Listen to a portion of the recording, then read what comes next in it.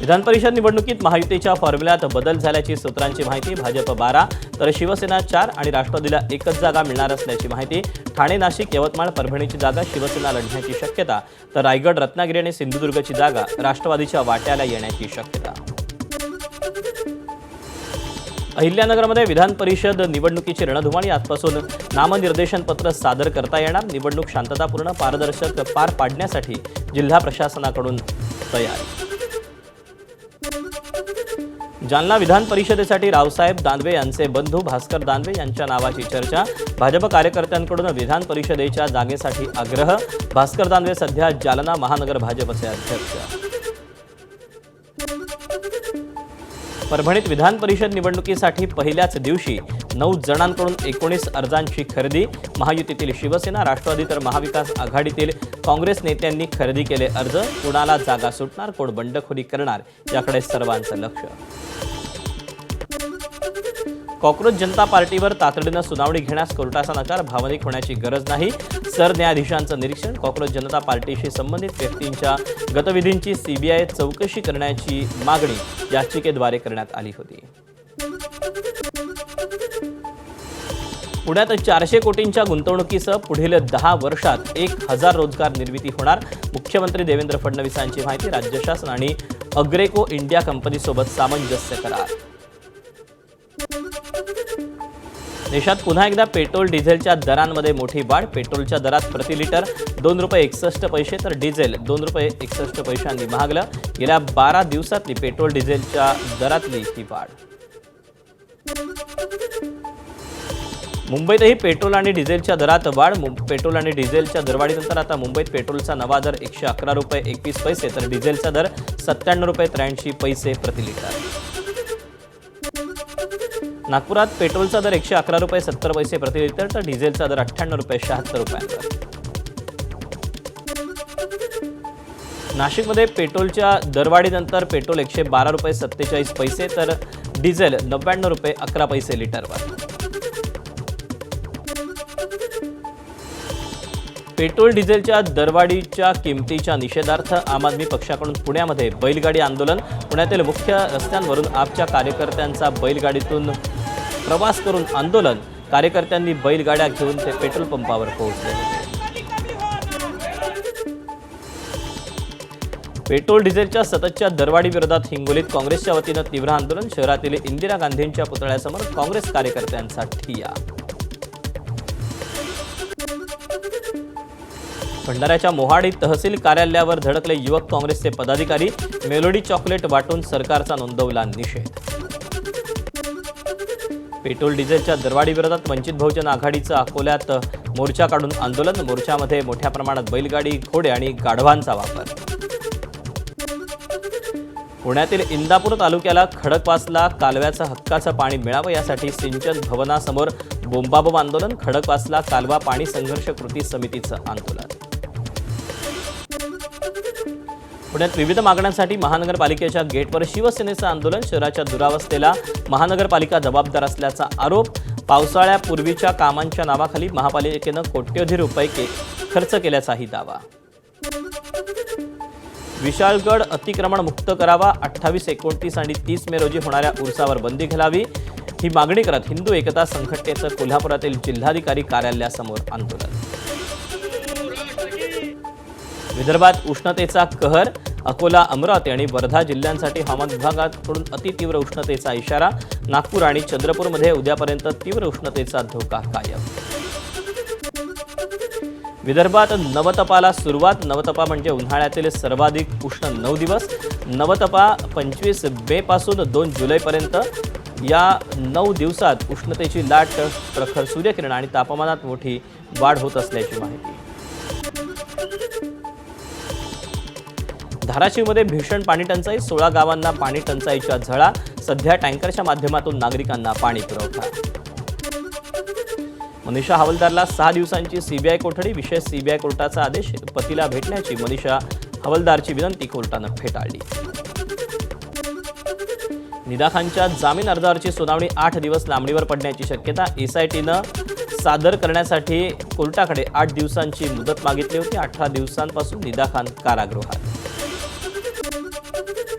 नीट पेपरफुटी प्रकरणाची आजची सुनावणी संपली. पुढील सुनावणी 28 मेला. सुप्रीम कोर्टाचे एनटीएच्या कारभारावर सवाल. सुप्रीम कोर्टानं शिक्षण मंत्रालय आणि इतर संबंधित पक्षांनाही जारी केल्या नोटीस.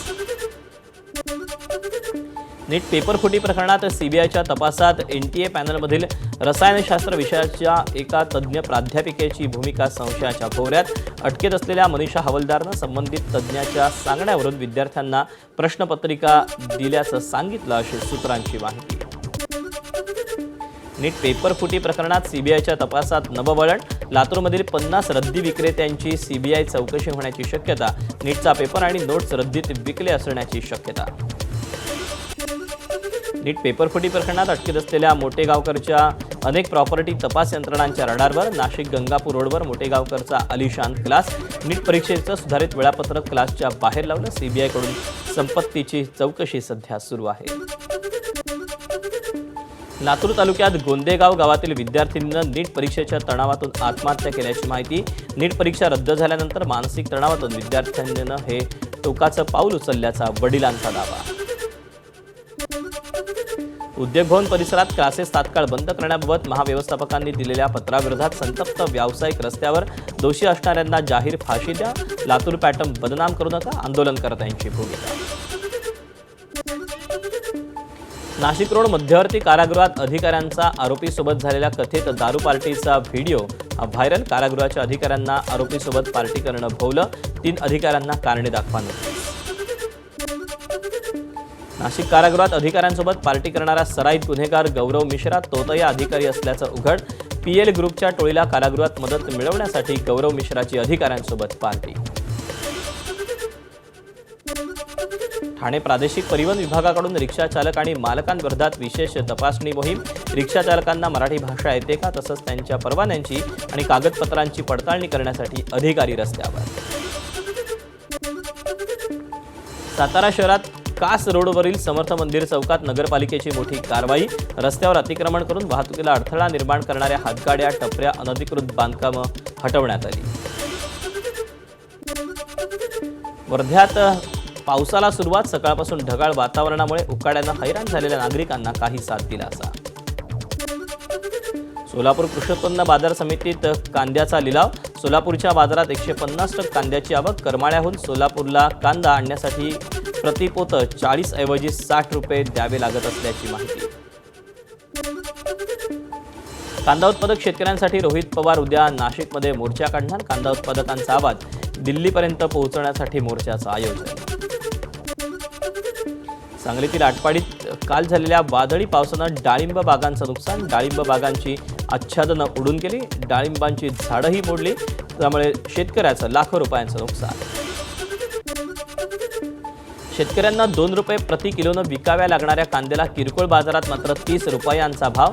शेतकऱ्यांना नाईलाजानं कमी भावात कांदा विकावा लागतो तर ग्राहकावर जास्त भावात खरेदी करण्याची वेळ. रायगडच्या आंबेनळी घाटात जीप खोल दरीत कोसळून भीषण अपघात. अपघातात वाहनातील 8 प्रवाशांचा मृत्यू. महाबळेश्वर पोलादपूर दरम्यान आंबेनळी घाटात अपघात. 2 शोध आणि बचाव पथकानं खोल दरीतून 8 मृतदेह बाहेर काढले. आंबेनळी घाटात अपघाताला राज्य सरकार जबाबदार. ठाकरेंच्या शिवसेनेचा आरोप. घाटातील अपुरी सुरक्षित व्यवस्था आणि डागडुजीचं रखडलेलं काम यामुळे घाटात सातत्यानं अपघात होत असल्याचा आरोप. साताऱ्यातील कोरेगावातून फिरण्यासाठी पर्यटक कोकणात जात असताना अपघात. एका मृतदेहाची ओळख पटली. विविध बचाव संघटनांकडून शोधकार्य करण्यात आलं. आकर्षक अशी शिट्टी वाजवून पावसाची चाहूल देणारा नवरंग अर्थात इंडियन पिट्टा पक्षी लोणार सरोवरात दाखल. लोणार सरोवराच्या अभ्यासक सचिन कापुरेंनी या पक्षाची छबी टिपली.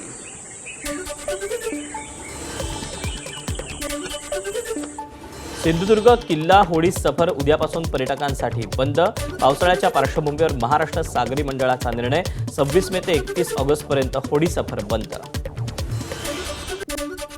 देऊळबंद 2च्या कलाकारांकडून करवीर निवासिनी अंबाबाईचं दर्शन. चित्रपटाचे दिग्दर्शक आणि अभिनेते प्रवीण तरडे, स्नेहल तरडे, रमेश परदेशी यांच्यासह अन्य कलाकार अंबाबाईच्या दर्शनाला.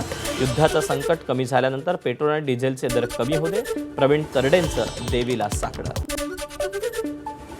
मुंबईतील बालभवन नूतनीकरण इमारतीचं लोकार्पण, मुख्यमंत्री देवेंद्र फडणवीस यांच्या हस्ते लोकार्पण.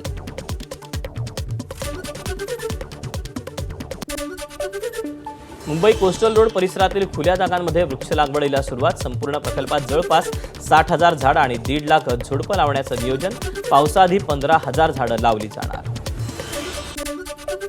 जम्मू आणि काश्मीरमधील बारामुल्लामध्ये पहाटे मुसळधार पाऊस, मेघगर्जनेसह वादळी पावसामुळे उष्णता आणि धुळीपासून दिलासा. अमेरिका आणि इराणमधील युद्ध मागे घेण्यासंदर्भातील संभाव्य करार समोर. करारानंतर हॉर्मुझची सामुद्रधुनी लवकरच वाहतुकीसाठी खुली होणार. अमेरिकाही इराणवरील तेल विक्रीवरील बंदी उठवणार. इराणसोबत एक न्याय आणि चांगला करार होईल. इराणसोबतच्या संभाव्य कराराबाबत ट्रम्प यांचं विधान. तर कराराच्या बाबतीत ओबामांची चूक पुन्हा करणार नसल्याचं म्हणत माजी राष्ट्राध्यक्ष ओबामांवरही साधला निशाणा. ट्रम्प यांच्याकडून एकीकडे युद्धावर तोडगा काढण्याची भाषा तर दुसरीकडे धमक्या देणंही सुरूच. 24 तासात अमेरिकेकडून फोटो पोस्ट करून इराणला 3 धमक्या. मुस्तफा खामेनी यांच्यामुळे कराराला विलंब, अमेरिकेच्या माध्यमांचा दावा. ठिकाण गुप्त असल्यानं संवादाला विलंब. मात्र आता अमेरिका इराण करार लवकरच होऊ शकतो. अमेरिकी मीडियातून दावा.